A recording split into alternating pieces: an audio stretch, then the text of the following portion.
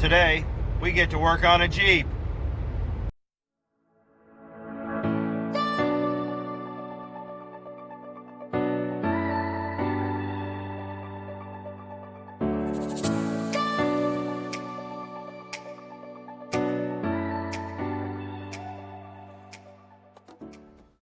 So Red got her a pretty nice little Jeep Liberty, and the heater quit working, so we need to go figure out what's going on that. This is going to be probably the last good warm weekend of the year, and I'm going to surprise her. I'm going over to her house to work on it because there's no point in heating the thing up to work on the radiator. So I'm going to try to fix it in the driveway over here, and then hopefully after that we'll do a small service on it and whatever else needs to be fixed. So let's get to a couple towns over and we'll go get this Jeep fixed. What we're dealing here is a 2008 Jeep Liberty, so we're going to check a few things real quick first, and then we'll start digging in from there. This is the Jeep, so we're going to have to open the hood and check the fluids. We got the hood open. First thing we're going to do is check the coolant. This is the overflow. This is the radiator. The radiator's full. And the overflow tank is right at the minimum, so we'll put some in there. Another thing you can check is the bleeder valve. I'm not too keen on doing this because it sits a whole lot lower, but I can see where air could get caught in it. So I'll check it and see what happens there. This is the bleeder valve, so let me get this off and see if it's full. The bleeder valve is on there so tight that I just don't feel comfortable hammering on it because it is aluminum. It's a metal plug and an aluminum housing, and if I wrench on it, you could potentially crack it. So I'm gonna leave that alone for now and see if I can't work around it. So what we have to do now is, now that I've got the antifreeze topped off, I've got to get this up to operating temperature to where I know the heat will start circulating. And then I'm going to check the bleed actuator door, and I'm going to check the plugs in behind the dash. Those do come loose, and a lot of times it's just the controls. So let's check and see what it is, and hopefully we can get it fixed. So we got the Jeep up to operating temperature.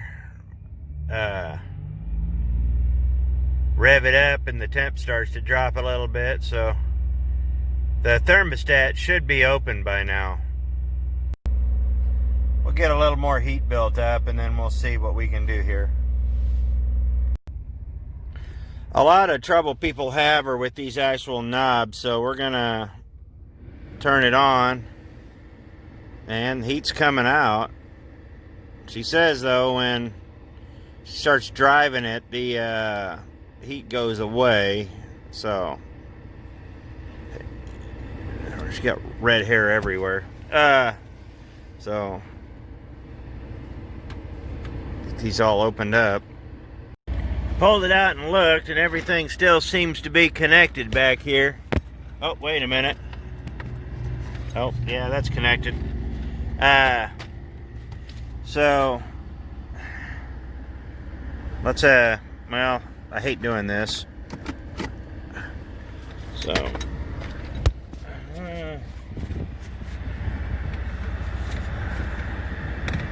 So yeah, everything's connected, so I guess we'll look and check the blend door. The next thing we're going to check is the blend door actuator, and it's under the dash, so let me show you how to get to it. This panel here actually pops down. Just pull on that and slide it over here to the left, and she comes out, and I can access the actuator under here. So let's oh good grief, I don't even know what all that is. So let's move this over here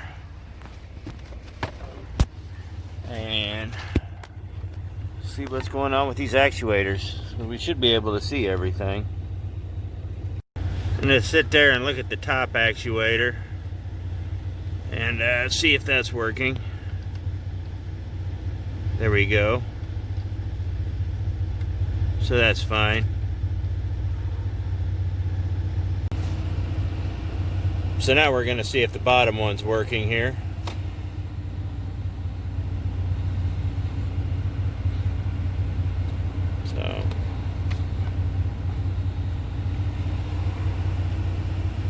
So, yep, that's working. Okay, so now we're driving around. When it's in low, the fan's not, it gets pretty warm. It stays pretty warm. We turn the fan on high, and then it starts to cool off a little bit. We added more fluid, and we got it a little more circulated, tested all the actuator doors and all that. So what I'm thinking is the actual blend door itself probably has some dirt in it, and it's not closing all the way. To get to that involves a lot of work. So I'll see what it'll take to do that. But we're going to try something else to check if there's any air bubbles or anything like that. We're just going to find an incline and just see if we can't burp it at an angle, which is something you can do when you can't get the bleeder port open, like I couldn't, just because that thing was seized on there. And I'm not going to start wrenching on aluminum, seized aluminum. So we'll go find a place to get a good incline at and check that out, and then we'll see what happens then. So we found a hill. We're sitting at quite a good angle, and we're going to see if we can't let some of the air bleed out. Assuming there is air, so let's just wait and see. So you think it's going to work? Yep. We'll find out. I know on my truck, when the air pocket came out, it actually, you could watch the gauge just go like that for a minute, so I'm waiting to see that. It's moved a little bit, but let's see what happens. Okay, so we know all the systems on the Jeep are in good shape. What we're leaning more towards now is it doesn't seem to have any air in it. The actuators all work. Everything's functioning. The fans, it doesn't have a cabin air filter. These Jeeps don't. So we're going to have to look closer to the heater core now. And if it's a heater core issue, I'm not sure what we're going to do about that, because as long as we're sitting, it's pretty cool, but you put a little bit of fuel to the fire and it heats up pretty good. So that tells me that it's either a clogged heater core or there's still a whole lot more air in that system than we realize, and we're going to have to do a real purge. But why I am so leery about flushing the system right now on all these old systems, and you got to remember, this car's 12 years old. On these old systems, if you start flushing, there could be a lot of corrosion in there. And when you start knocking corrosion loose, it also takes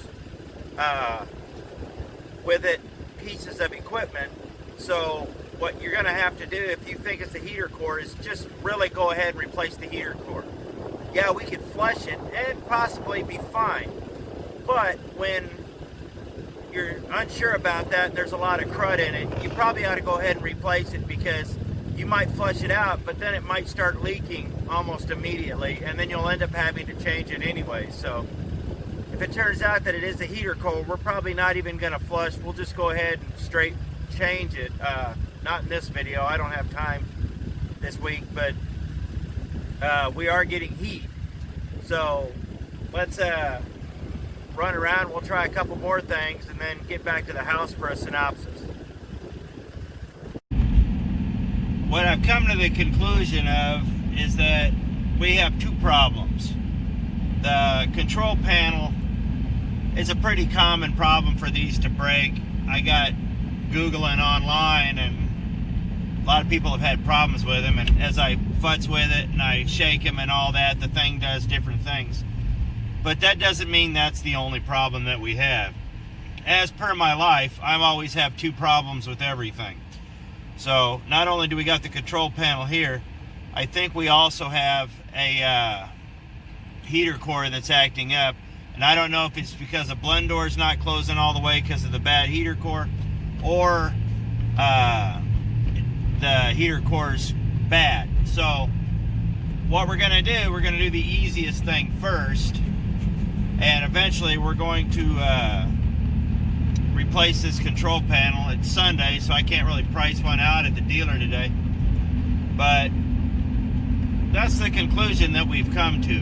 So we're going to do the easy thing first, replace that, and it's really easy. The whole thing just comes out, as you saw earlier. There's like 3 screws, 2 plugs, it just pops right out.